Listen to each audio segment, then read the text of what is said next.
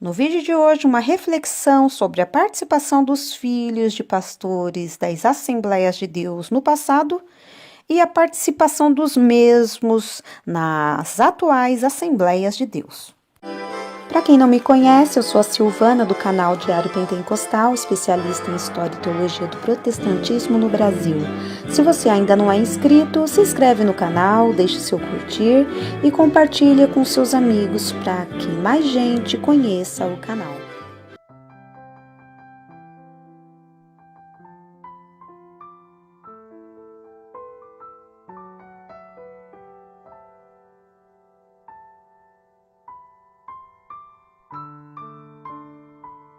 Vemos cada vez mais os filhos de pastores seguindo a mesma função de seus pais. Uma parte desses filhos realmente demonstram vocação pastoral. Já a grande maioria se esforçam para ser o que não são na sua essência. Para que você compreenda bem o assunto do vídeo, o organizei da seguinte maneira: nepotismo, poder hereditário, sistemas eclesiásticos de governo, a Assembleia de Deus do passado, novo modelo de pastor-presidente e minhas considerações finais. Para que você compreenda bem o assunto do vídeo, organizei da seguinte maneira: nepotismo, poder hereditário, sistemas eclesiásticos de governo, a Assembleia de Deus do passado, fatores econômicos, o novo modelo de pastor-presidente e as minhas considerações finais.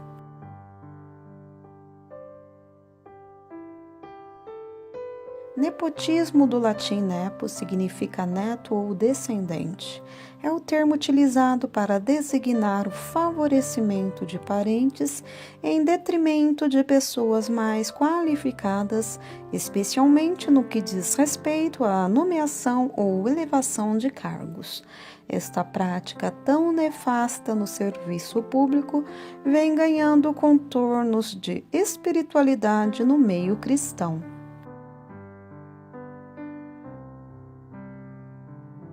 Poder hereditário é aquele poder transmitido de pai ou mãe para filho ou filha.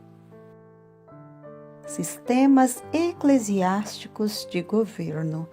Para iniciar o assunto nepotismo na liderança assembleiana, não tem como não citar os sistemas eclesiásticos de governo congregacional, presbiteriano e episcopal. Se você não compreende muito do assunto, no canal tem 4 vídeos sobre eles. Congregacional. Todos da igreja governam e decidem sobre determinado assunto. Modelo congregacional. Todos os membros da igreja governam e decidem sobre todos os assuntos. Exemplo de utilização deste modelo, a Igreja Batista. A Igreja Presbiteriana utiliza o modelo presbiteriano de governo, onde alguns da igreja são eleitos para governarem a todos. Já as Assembleias de Deus utiliza principalmente o modelo episcopal, onde uma pessoa da igreja governa a todos, no caso o pastor. Não é cultura assembleiana a implantação de um estatuto para nortear as ações da esfera administrativa da igreja. Existe estatuto para convenções, porém, as convenções são de pastores, não de igrejas e membros comuns. Aquelas poucas Assembleias de Deus que possuem um estatuto, o mesmo não foi elaborado pelo coletivo, pela igreja, e sim por um pequeno grupo, a cúpula, onde seus artigos irão sempre favorecer eles próprios. Igrejas que utilizam os 2 outros sistemas eclesiásticos de governo, o congregacional e o presbiteriano, a igreja escolhe quem será o pastor e por quanto tempo ele irá pastorear aquela igreja. No caso do sistema presbiteriano, os representantes da igreja que foram escolhidos por ela irão analisar se o candidato tem o dom pastoral, pré-requisitos e só após isso inicia-se o processo de posse. Em seus primórdios, as Assembleias de Deus eram congregacionais, porém os pastores brasileiros resolveram mudar isso. Antigamente, a presidência de uma igreja assembleiana votava para escolher os pastores. Conforme alguns estatutos internos das Assembleias de Deus, um pastor-presidente somente é substituído definitivamente de seu cargo por alguns poucos motivos: doença incurável que o incapacite para o exercício da função, a seu pedido pessoal, em caso de jubilação, por transgressão dos princípios bíblicos confessados e ou comprovado documentalmente e testemunhalmente por no mínimo 2 pessoas, ou ele é substituído por morte. Porém, atualmente não existe mais votação para a escolha de um pastor-presidente. Pesquisando mais cuidadosamente sobre as sucessões mais antigas, precisamente na década de 1940 até a década de 1980, foi observado que os pastores presidente mais antigos, além de passarem por uma votação, também eram substituídos por pastores que não tinham vínculos familiares. Uma das possíveis causas era o fator econômico. Nas décadas passadas, as dificuldades financeiras em torno das igrejas eram enormes. As igrejas, em sua grande maioria, eram sediadas nas periferias, com arrecadações pequenas. Certamente a chance de ascensão econômica dentro de um ministério ainda era algo mais distante. Os filhos, conhecedores dessas dificuldades, talvez tenham procurado outros recursos de sobrevivência. Criticar o nepotismo é fazer uma crítica fácil e simplista. A questão requer mais do que isso. Por que os descendentes desta geração de pastores presidente não se tornam também pastores? Por que dos filhos desta geração, a absoluta maioria deles não entrou para o ministério pastoral e muitos saíram da igreja? Eles não quiseram seguir carreira nem estilo de vida de seus pais. Como esses homens viviam para que seus modelos não fossem interessantes aos seus filhos? Esses pastores rejeitaram o nepotismo ou os filhos rejeitaram o pastorado? Que pontos em comum existem entre os interesses pastorais da geração passada e da nova geração de pastores presidente? Há alguma coincidência entre as demandas de legitimação dos antigos com os atuais? A autonomia por disputa familiar. Quando o pastor presidente morre, ou mesmo em vida, quer impor seu filho ou genro na liderança da igreja. Novo modelo de pastor-presidente, o nepotismo. Agora o pastor-presidente ganha mais, muito mais, e com isso, ao longo dos anos, vai ter ascensão social distinta de seus pares, e sua família, obviamente, vai ter um nível econômico superior às demais famílias pastorais.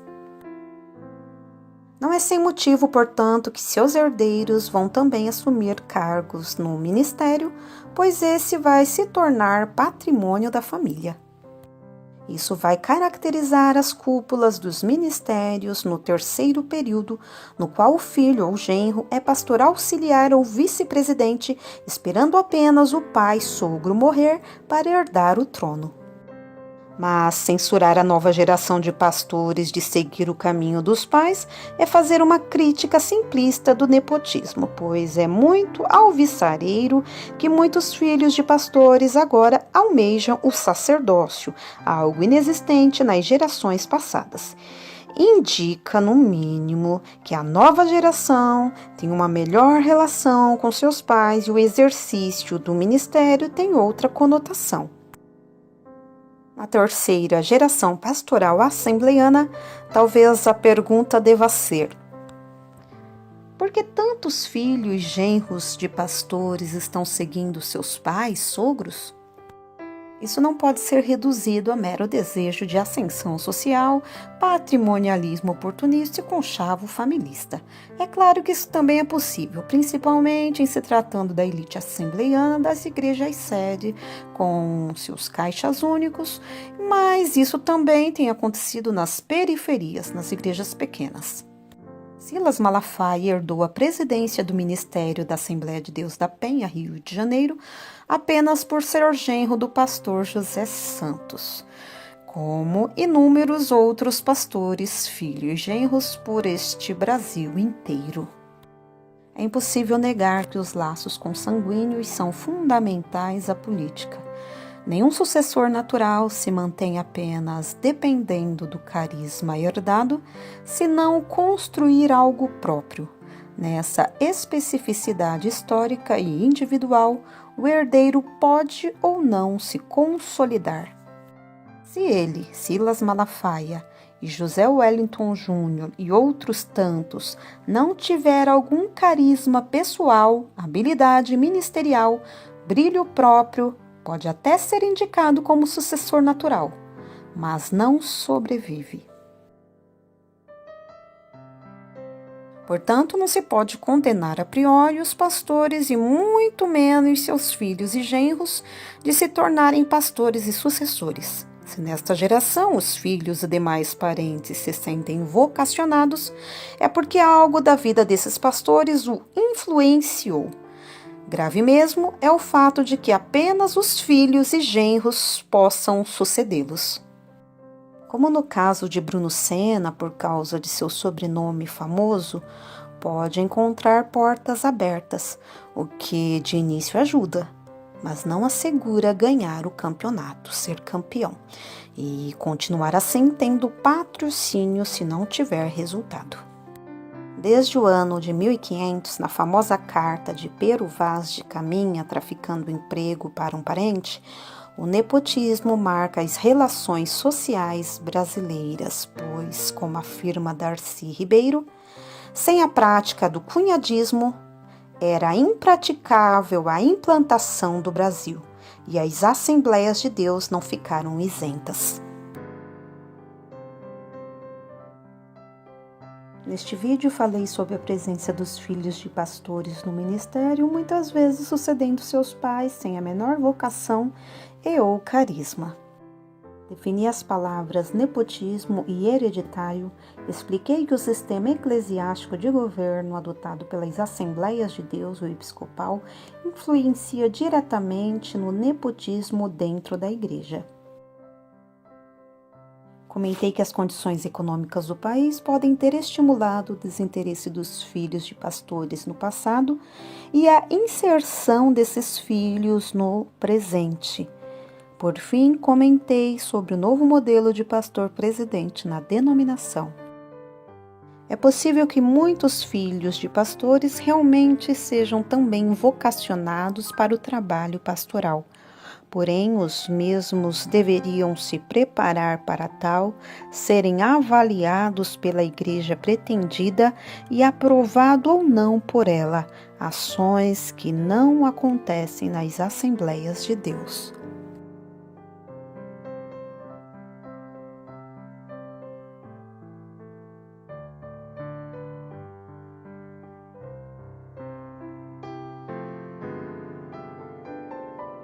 Algo que não aconteceu nos primeiros anos das Assembleias de Deus, hoje é padrão. No próximo vídeo, exemplos de pastores presidentes que começaram a preparar seus filhos para sucedê-los.